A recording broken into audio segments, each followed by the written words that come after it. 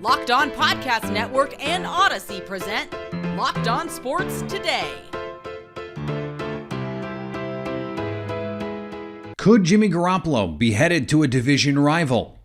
What player could swing the pennant race on the Major League Baseball trade market? And could Sidney Crosby's right-hand man be moving on to greener ice? I'm Peter Bukowski, starting your day with the can't-miss stories and biggest debates in sports. You're Locked On Sports Today. Searching all major sports. Found. Let's start with the biggest story. Today's episode is brought to you by BetOnline. BetOnline has you covered this season with more props, odds, and lines than ever before. BetOnline, where the game starts. With the quarterback carousel coming to a slow halt here with Baker Mayfield headed to Carolina, all attention points to Jimmy Garoppolo in San Francisco. What happens with him? We talked to our Locked On 49ers host yesterday. Now reports are that the Seattle Seahawks, their division rivals, have been doing some work on just what it could look like if Jimmy G were to be able to come to Seattle. Joining me now from Locked On Seahawks, Corbin Smith. And Corbin, the reports are that there has been internal discussions, that they've watched the tape. How likely do you think it is that they actually engage in trade talks with San Francisco for a player like Jimmy G? I think in terms of engaging in trade talks, I'd go less than 1%. I think that John Schneider and Pete Carroll are doing what they always do.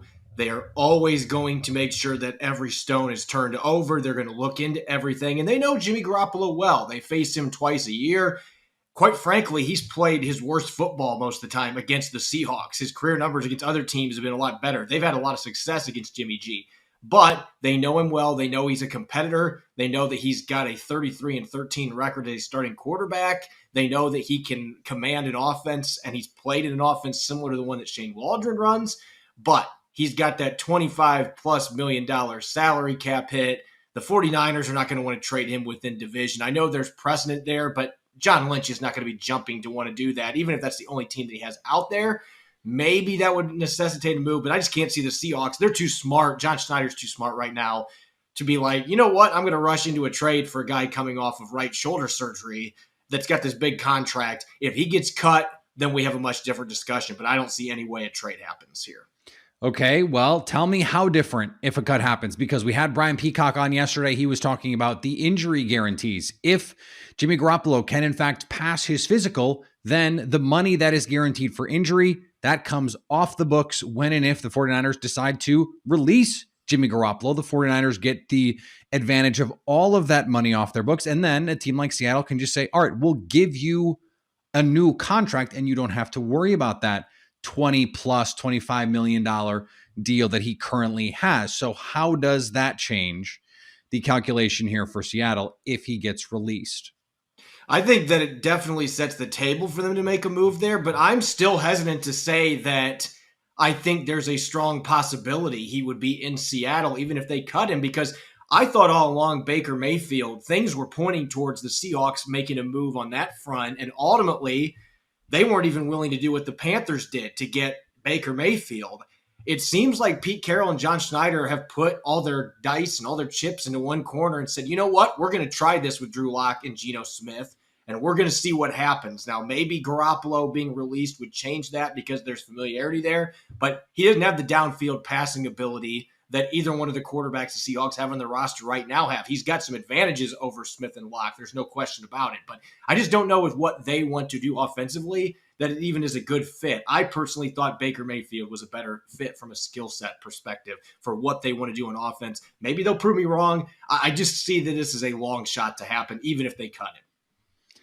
Let's say John Schneider sends you a text and says, hey, I'm hearing that Jimmy G is going to get released. Do you think it would be a smart move for us to bring him in? What would you advise him? Depends on price point. If he's veteran minimum, then maybe you could bring him in to compete. I would not be bringing him in just to name him the starter right away. Even though he's got that great record, he's done some good things in the NFL. Again, I just wonder about the scheme fit here. For all the issues Drew Lock has, he does have the ability to throw the ball downfield. Geno Smith showed in 3 starts last year that he can. I have not seen consistently Jimmy Garoppolo be able to do that. He is coming off of throwing shoulder surgery. That is a major red flag to me. So if I was advising John Schneider, I would have been saying all along Baker Mayfield makes a lot more sense. Now that he's off the board, I don't know that I'm making that move. Corbin and co-host Rob Rang will give you the day-to-day updates on the next quarterback of the Seahawks. If there is, in fact, a next quarterback, he may already be on the roster. You can find Locked On Seahawks everywhere you get podcasts, including the Odyssey app. Thanks for making Locked On Sports today your first listen. Coming up, 2 pitchers could help shape the Major League Baseball playoff picture this trade deadline. Here's what to look for on BetOnline, your number one spot for all of your gambling needs. Tuesday's slate of games presents some fun opportunities. The Tampa Bay Rays have been ravaged by injury and now are home underdogs to the Boston Red Sox. BetOnline has the Rays moneyline plus 106. The Colorado Rockies are home dogs against the San Diego Padres. BetOnline has the Rockies plus 116 to win. And Garrett Cole's New York Yankees host the Cincinnati Reds, and they're the largest favorites of the night. BetOnline has the Yankees money line at minus 280. Goodness gracious, BetOnline, where the game starts. Heinz Field, no more. The Pittsburgh Steelers announced on Monday that their home stadium will now be known as Acrisure Stadium. I don't even know if I'm pronouncing that right because I don't know what that company is. Has anyone heard of that company?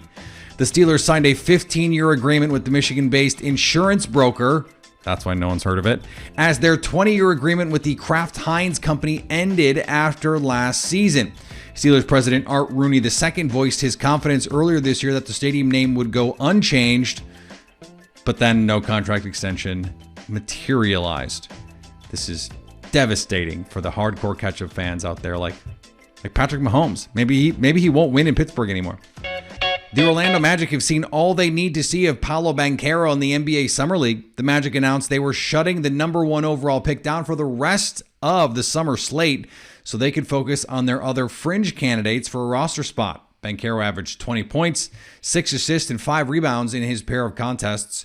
Magic coach Jamal Mosley said they're giving some other guys a shot to prove they can play, and that they've seen all they need to see of Banchero. The U.S. Department of Justice has opened an investigation into the PGA Tour's handling of golfers defecting to the LIV Invitational Series. Yet another twist and turn in what has been already an incredibly winding road between these two rival leagues. The investigation is aimed at whether the PGA Tour engaged in anti-competitive behavior with regard to the Saudi-backed circuit. Specifically, the DOJ is looking into whether the PGA, DP World Tour, and other governing bodies of the major tournaments are conspiring to not award official world golf rankings to LIV players. In a letter to PGA Commissioner Jay Monahan from LIV CEO Greg Norman, he wrote, "When you try to bluff and intimidate players by bullying and threatening them, you are guilty of going too far, being unfair, and you likely are in violation of federal law." This competition is just getting started, and we're not just talking about competing for players and competing on the course. This is going to get spicy. And the Pirates entered yesterday's game without 2 of their best bats. They didn't need them, though, as their pitching shut down the Marlins. The Pittsburgh Pirates have won 3 out of their last 4 games as they go into Miami to begin the 4-game set, winning against the Miami Marlins 5-1 behind the phenomenal outing from Mitch Keller, who continues to bring his ERA down. He's below 5 now, but with the way he's been pitching lately, you wouldn't even know he was that high. 7 innings, 5 Ks, only 5 hits, 1 earned run, and then Chase DeYoung and Yuri De Los Santos come on to finish the job. Michael Chavis, Kevin Newman has a big day, by the way, 3 for 5. Diego Castillo with 2 RBIs. Jake Marisnick, who comes up for the injured Bryan Reynolds with 2 RBIs and 2 runs in this game. Just an overall good game. Even Jason DeLay gets in on the action. Brian Hayes gets a hit. Just an overall good game for the Pittsburgh Pirates to start this 4-game set as we're closing in on All-Star Week. The Pirates 37 and 50 now. at this point, you really got to just continue to move forward and maybe go into the All-Star break hot and see what happens when you come back out. But the Pirates went 5-1 in Miami. You can raise the Jolly Roger in Miami, Florida. And on tomorrow's episode, me and Peter Pratt will be recapping the actions of tonight as well as previewing the rest of the series in Miami. With that said, guys, I'm your host, Ethan Smith, and I will see you on the flip side. The NBA, not the only league trying to make moves right now. Major League Baseball in the midst of trade deadline mania. Teams trying to get into the mix. Some teams trying to get out of the mix. That's just the nature of the beast in these things. The buyers and sellers markets. Joining me now from Locked On Reds, because the Reds have plenty of players that might be on the move and a team that is not on the move. Jeff Carr. And Jeff, who is the prize of trade deadline mania? Well, it's going to sound super biased because he comes from the Reds, but it's Luis Castillo. Luis Castillo has Cy Young stuff. He has the kind of pitching arsenal that can get your team over the hump, whether you're talking about a good pitching team already in one of the New York teams like the Mets or the Yankees, or if you're looking at the Dodgers, who may have thought preseason that they were the best roster in the National League, and now we're looking across the way at the Mets and what do we need to get over the hump? Luis Castillo is that guy. So you mentioned some title contenders, and this is usually the kind of pairing that we're looking for. Okay, take the great player and put him on the contending team. But some of these teams, for example, the Yankees, do they really need help to be the favorites to win the title? I mean, if they get a really good player, I don't know if that's going to swing things that much because they were the heavy favorites already in the National League. I think that the same is true for, say, the Mets or the Dodgers, especially in the case of the Dodgers, who probably have the most talent of any team in the NL. What is the player-team pairing that you think is at least reasonably plausible that could most swing the chances of either a pennant or a World Series title? I think it is a trade that is currently not likely. It is Bryan Reynolds from the Pittsburgh Pirates going to the New York Yankees. Now, the Yankees themselves have not necessarily been connected with Reynolds at this moment, but they are looking for a reason to be able to play Giancarlo Stanton and Aaron Judge at the DH spot every other day or every third day to give them as much rest as possible during the second half of the season, because let's face it, the Yankees are going to the playoffs. I don't know that we really need to wait for them to officially clinch that playoff berth. So they need to be building for October right now. And the best way to do that is to just further solidify that outfield. And Bryan Reynolds does it all, whether with the bat or with the glove or on the base paths. Dude can do it all. The only thing is he still has 3 years of control left for the Pirates. So any package may have to include guys like Anthony Volpe, who are players that the Yankees are not trying to get rid of right now, which is why I say, as impactful as this move may be, it's unlikely.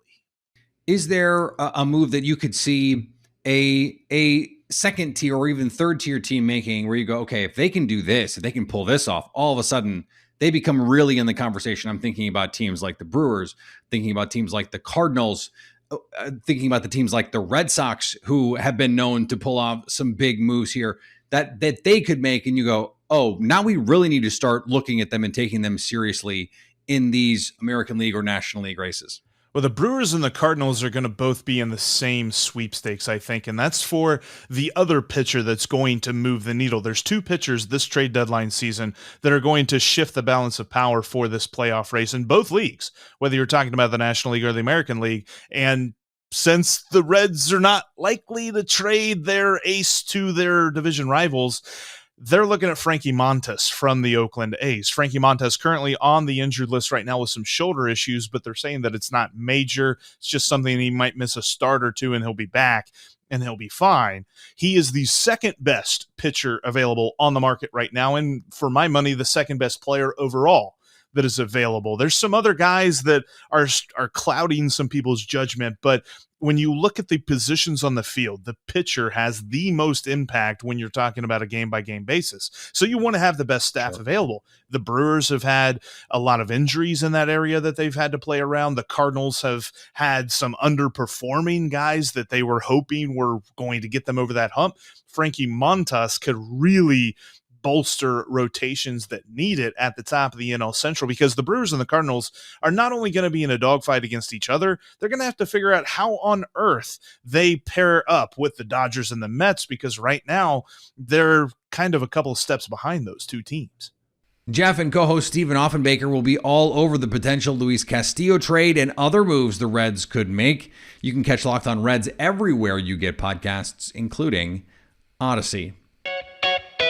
Coming up, Sydney Crosby may be losing his right-hand man. The Pittsburgh Penguins have been perennial playoff contenders because of the roster's longevity and because of two guys, Sidney Crosby and Evgeni Malkin. Now it seems Malkin may be moving on. Locked On NHL's Ross Levitan and Mike DiStefano have some thoughts. 36-year-old Evgeni Malkin. Now, I lead with his age and the fact that he's coming off knee surgery, but he's also still a guy who put up 42 points in 41 games last year. Mike, what kind of contract do you think he gets, whether he finalized the deal last minute with Ron Hextall and Brian Burke and stays in the only NHL city he's ever known in Pittsburgh, or if he hits the open market? Well, it does look like he's hitting the open market. Darren Dreger just tweeting it out here. And I am curious what it's going to get. It sounds as though they're issuing something around 4 years term, in and around the $6 million mark was the contract that I had heard that they were giving out Malkin. And wow. I don't know why that's not enough, but it sounds like it's not. And I'll be curious to see if anybody can beat that, both in term and dollars. Because, I mean, for someone who's 35 years old, you might not want to give him too much term. He's going to be 31, or he's going to be 36 at the end of the month. You're not going to want to give someone who's going to be 36 by the start of the league year an extra 4 years. If that takes you to your 40, if you give him $7-8 million, that's going to be tough in those last couple of years if it does fall off for this guy. So I'd be surprised, man. I would imagine Pittsburgh might try and circle back if the numbers aren't coming in, but we know how the game works. He knows what's out on the market, who's willing to give him, top dollar. Perhaps the reason why Washington didn't tender Ilya Sandin, open up a little bit of space to bring in a Geno Malkin with Nick Backstrom on the IR, perhaps. Little Geno Ovi show in the Capitol. I think that'd be a real interesting spot for Geno Malkin. But yeah, I honestly, it's going to be so weird to see him in a different uniform if he does end up jumping ship, which probably likely, to be quite honest with you. You want great players, especially, to be loyal to their teammates, to be loyal to their families. You hope as a fan that they want to stay in the situations where you can continue to cheer for them as voraciously as you have for years. And sometimes the players are role players. Some of the most celebrated players in any fan base. And I'm sure if you think of your fan base, whether it's a baseball team, a football team, a basketball team, whatever it is, there are non-great players that you absolutely love because of what they did for your team. And potentially they were not able to get that opportunity in the current climate because, well, everyone just moves all the time. That's just the way that it is. We've seen this in college basketball. We lose touch with the players because they're there for one season, maybe two. Now players are eschewing college basketball altogether. I hope we can find a balance where fans, where teams, where players can find that nice, even water level where you can be a celebrated teammate, forge that bonds with fans, and be in one place for a long time because it's the best thing for you.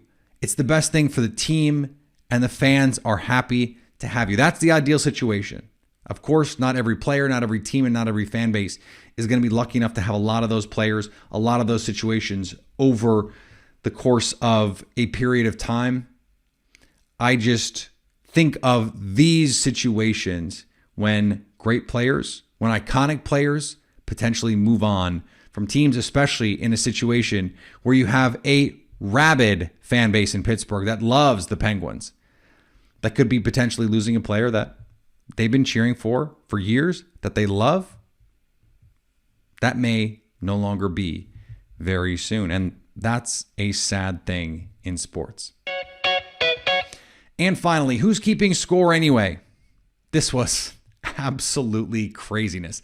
In a summer league matchup of the Bucks and Celtics, a replay review revealed a bucket needed to be taken off the scoreboard. No big deal, right? Well, with 11 seconds left in the game, the officials then ruled the points be put back on the scoreboard. It flip-flopped. The Bucks and Celtics lead. The Bucks were leading by a point, and they flipped to be trailing by a point, fundamentally changing the complexion of the game. I know Summer League isn't important, but good gracious, if the NBA wants to show that they have competent officials, this is not the way to do it. Thanks for making Locked On Sports today your first listen. Now go find your favorite team's Locked On podcast and make them your second listen. Coming up Tuesday, we dive into why the Magic are feeling so confident in 2 Summer League games from Paolo Banchero. So at least until tomorrow, stay locked on sports today. Locked On Podcast Network and Odyssey present Locked On Sports Today.